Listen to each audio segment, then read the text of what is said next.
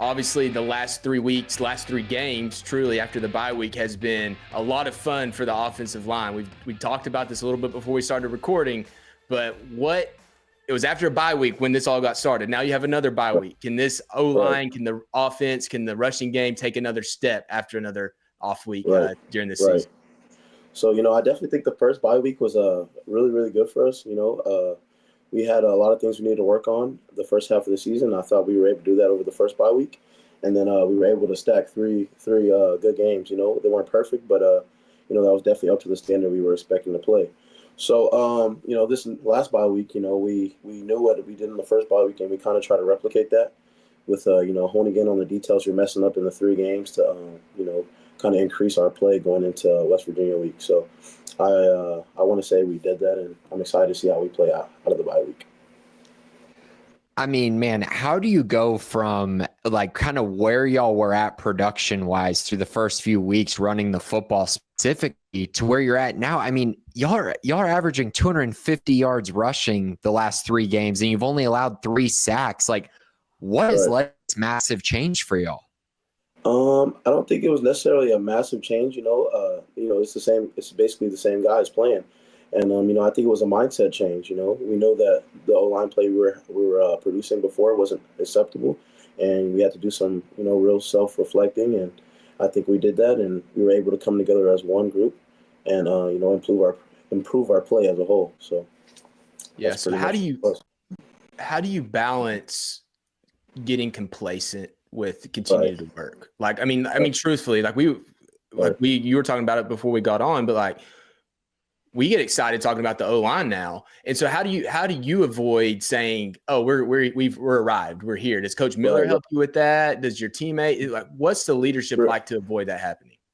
I think a lot of things goes into that. I think we have a very hungry O-line unit, and our record right now isn't great. Although it's winning at this moment, it's not a great record. In our opinion, 5-4 is not great. We wanted to be, our mindset was going undefeated this season. So we still got a lot to prove. 3 games doesn't sum up a whole season. So we still got some more ball to play, and I feel like we still got a lot of people to prove wrong, and a lot of things to prove to ourselves. So. You mentioned that y'all haven't made a lot of changes, but there was one change that has been made since the bye week, and that's Sidney Fugar taking over at left tackle. More consistent. He's been the starter now for these past 3 games. What's he kind of brought to the group? Because I feel like throughout the offseason, there were 4 of y'all that were pretty locked in. Like, y'all, at basically every practice I was at, y'all were starting, but seeing Fugar come in and have the impact that he has, what's he brought to y'all? Right. Sidney's a great player, and I think he brings great energy to our team. He's a guy that always has great energy at practice, and he's a guy that wants to do the things right. And, he's been great to have on the O-line, and I think he's a person that's came a long way, and from week to week I can see his improvement. So I'm happy to have him playing alongside me, and can't wait to see what his future holds. So this is another road game, another test. Obviously you go to these environments that have loud crowds. The last one against Texas Tech, you handled extremely well, but from your position group to know like, hey, we're going to be battling loud crowds, the offense is getting calls in. How do you approach these games, preparing for them? And also on building on that, what type of confidence that you have now that you've played in so many of these environments this season? Right. I definitely say, the more experience you have as a group in hostile environments, you definitely will, play better. But, I think our group is coming in with a chip on our shoulder. I don't know what the exact stat was, but I believe we've never won over there at West Virginia. So, that's definitely been a motivating factor for us. And, that's kind of embarrassing to say that we've never won over there. So, I think this was a question. I kind of lost the question, but I'm pretty sure it was about the hostile environment and things like that. But we're going to try to put that to the side, and if we win over there, it'll be the first time ever, and that's what we plan to do. So, Omar, you transferred to Baylor this offseason. What was it about Baylor and just the culture at Baylor that really made you interested in the program, and how happy are you with the decision that you made? Right. It was a couple of things that went into my decision at Baylor. I really believed in Coach Aranda, and, sitting down and talking to him on my visit, he told me exactly what he expected. And that's kind of what I was expecting. And then, Coach Bav, he was a great person, and I really got to know him while I visited, and the location of Waco is way closer to my family, so it was like kind of a no-brainer. And then can you ask me the second question one more time? Yeah, just like now that you've kind of gone through the season a little bit, how happy are you with the decision that you made? Right. Yeah, I'm very happy. I think I'm right where I'm supposed to be.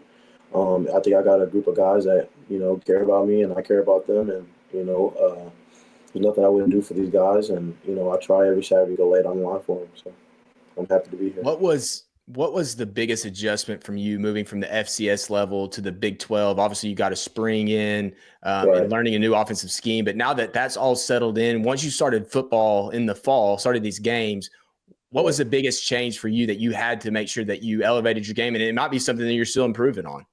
Right. I definitely say it's way more technical here in the Big 12 than it was in the FCS. Sometimes you can just get away with having bad technique, but being bigger and stronger than somebody.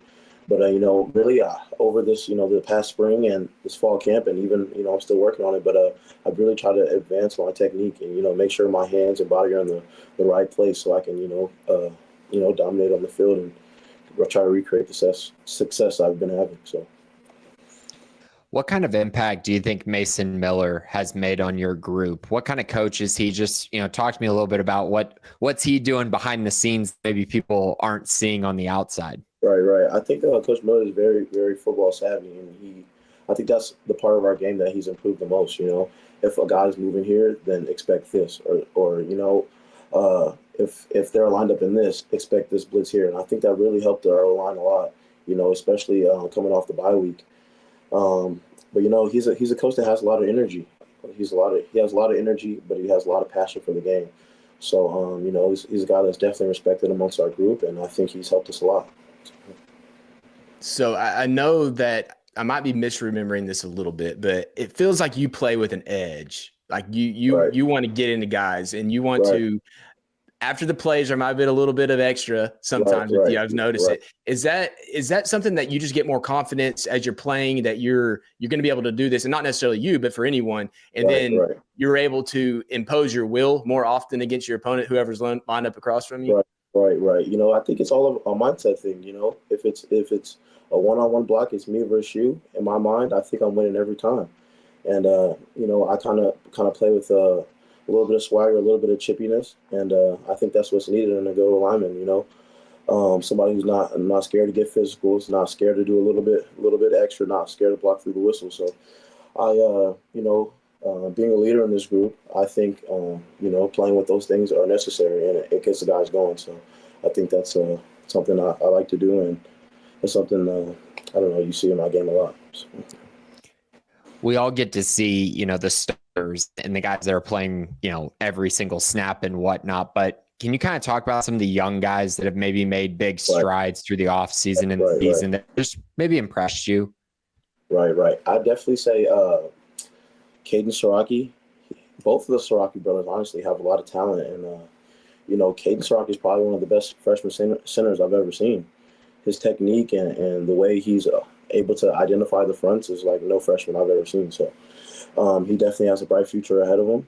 I think Colton Thomason, he's came a long way since he's got here. His technique is from where he was when he got here to where it's at now, it's a night and day difference. And then who else would I say? Oh, I say Sean Tompkins too. He's I say we consider him kind of a young guy. But, he has a lot of potential. He's very athletic. On the O-line, I'd probably say he's one of the most athletic and has great feet. He just has to put a couple of things together. But, those three, I would say for sure have a bright future here. So I'm glad to see where it goes. What about practice during this 3-game win streak and obviously 4 weeks worth of practice has changed? And we talked about it before, but you don't want to get complacent, but is there a different level of energy, confidence? What comes with the wins when you're on the practice field? Right. Each week we weren't really focusing on winning this many games in a row. It was going 1-0, 1-0, 1-0. And with that mindset, we were saying every day of practice, every week during practice, on a Tuesday or Wednesday, we're saying we're going to beat them today. So we're going to lock in with that, with an intentional mindset and, really hone in on the details, and we were playing with a lot of physicality during those weeks, and we've continued to do that. But, I just think nobody's really slacking off or anything like that. Everybody's, ready to go and ready to go show the world what we can do. So with y'all starting off 2-4 and you being a leader on this football team, how important was it for you to ensure the conversations needed to make sure that this team was motivated beyond what the coaches were saying? Because it feels like Dave Aranda's mentioned that the leaders on this team really stepped up during that time period. Were there some conversations that you had as well that kind of pointed in that direction too? I would definitely say there were some conversations I had. When we're going 2-4, I'd say it's not easy. Going into the next week with a lot of confidence. Especially when you have such high expectations for yourself. But we asked ourselves, do we want to let the season die, or are we gonna fight back? And everybody on the team made that decision. We're gonna fight back. This team was a team at the beginning of the year that has a lot of high expectations, and we still do. And I think our best football is yet to be played. So. Omar, really appreciate your time today, man. It's been fun to watch you guys play, and have safe travels to Morgantown, and good luck this weekend. Yes, sir. Thanks for having me.